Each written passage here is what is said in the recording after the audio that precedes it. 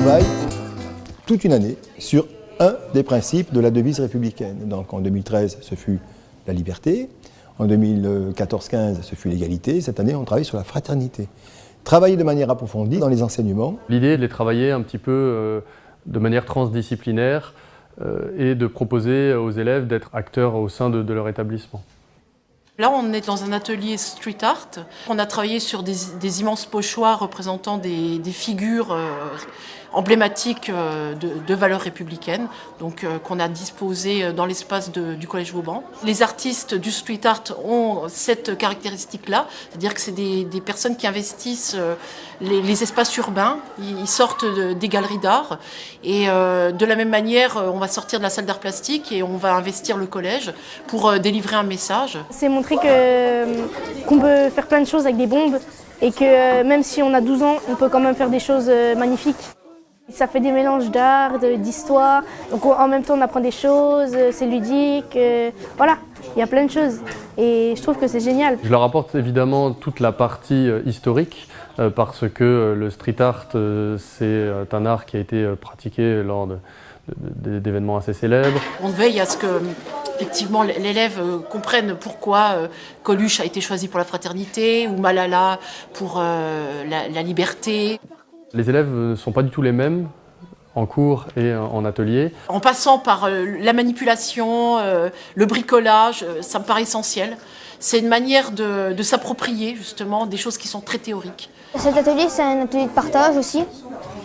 Et on fait des choses ensemble, ça nous rend autonomes.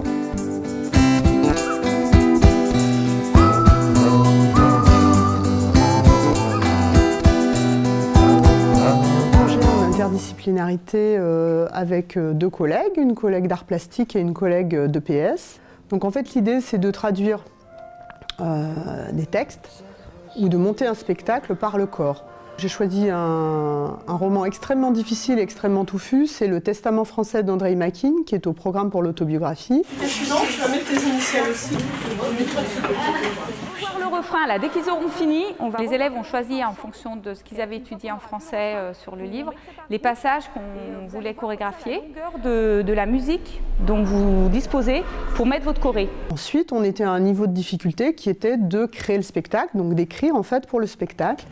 Et là, le fait de passer à de la mise en scène, d'imaginer vraiment ce qu'on allait représenter, ça a été très riche. Donc c'était très riche pour les élèves parce qu'ils ont dû sélectionner des personnages, des scènes. Pour passer du livre au spectacle, on a choisi les scènes les plus importantes.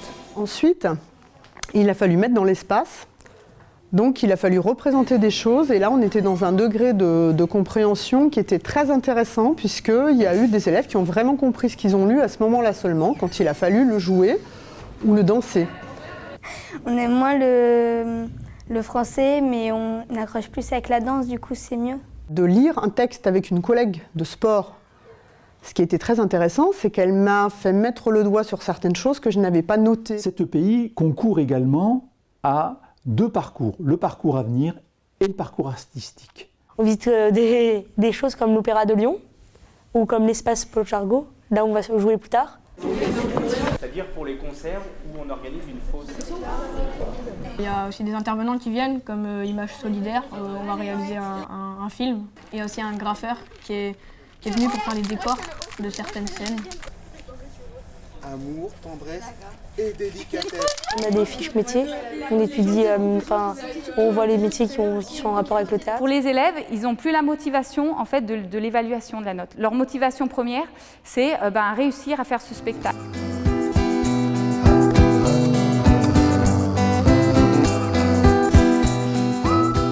On a fait des fiches métiers dans pratiquement chaque matière. Donc, par exemple, en sport, on avait fait médecin du sport, etc. En maths, par exemple, on a fait comptable. En musique, on a fait chef d'orchestre. Et en français, on a fait écrivain et professeur de français. J'en ai fait une sur le métier de nez, donc qui englobe les créateurs de parfums, mais aussi ceux qui font le savon, qui font même les odeurs de boulangerie. Et du coup, j'ai pu vraiment en apprendre beaucoup. Les fiches métiers ensuite seront exposées au carrefour des métiers. Puis c'est aussi un contact entre les élèves de s'échanger parfois des informations, de se faire découvrir les uns les autres des métiers. Et ça devient un peu interactif entre eux. La pédagogie de l'orientation doit aussi bien aider au plus grand nombre, mais aussi individualiser les différents discours. Ça, c'est la première tension. La seconde est celle qui est liée à l'implication des personnels.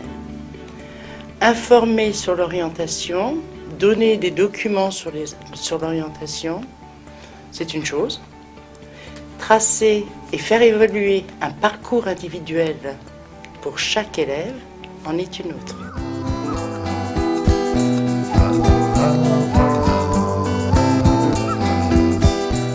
À travers une structure partenariale qu'on appelle les comités d'éducation à la santé et à la citoyenneté dans l'établissement du second degré et parfois associant les écoles primaires, eh bien on va construire des projets autour de la prévention du tabagisme, autour de la promotion de l'activité physique, des logiques qui sont très incarnées dans les territoires, qui sont partenariales, qui se veulent participatives. Et puis, on va aussi, quand on s'intéresse à la santé, à ce parcours des élèves, évidemment penser à ceux qui ont des besoins éducatifs particuliers, ceux qui ont des maladies chroniques, qui souffrent de handicap ou qui vont avoir besoin à un moment de leur scolarité d'être soutenus. Eh bien, aujourd'hui, c'est vrai que nous avons ces différents éléments, une sorte finalement des éléments de pulse qui sont aujourd'hui disponibles. L'enjeu pour notre pays, et c'est aussi valable pour, je le crois, la majorité des pays européens, l'enjeu c'est de permettre que toutes ces pièces de puzzle puissent s'arranger harmonieusement